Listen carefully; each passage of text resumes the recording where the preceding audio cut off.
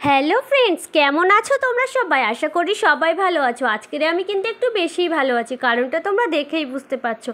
আজকের হচ্ছে মিস্ত্রি কাকু এসেছে, ওই মোটরটা লাগিয়ে দিয়েছে। তো এটা কি মোটর নয়, কি সাবমার্শাল না কিছু একটা বলে, আমি সেটা সঠিক জানি না। তোমরা কমেন্ট করে অবশ্যই জানিও এটাকে কি বলে।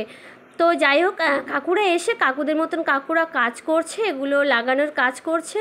আর এদিকে তো বোর্ডের কাজও হচ্ছে, চলছে, তোমাদের দাদাভাইও হেল্প করছে, এদিকেও লাগানো হচ্ছে। এটা না বাথরুমের সামনে, এটা হচ্ছে বাথরুমের দরজা, বাথরুমের সামনে হচ্ছে বোর্ডটা করা হয়েছে।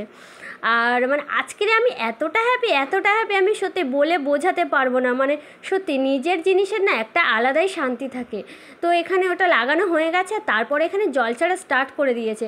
তো প্রথমের দিকে একটু জলের গতিটা কম আসছিল, তো তোমাদের দাদাভাই একটু টেনশানে পড়ে গেছিলো যে জলের গতি কি এরকম হবে নাকি, কিন্তু কাকু বলছিল যে না না, প্রথমে একটু এরকমই হয়, তারপরে আবার ঠিক হয়ে যাবে।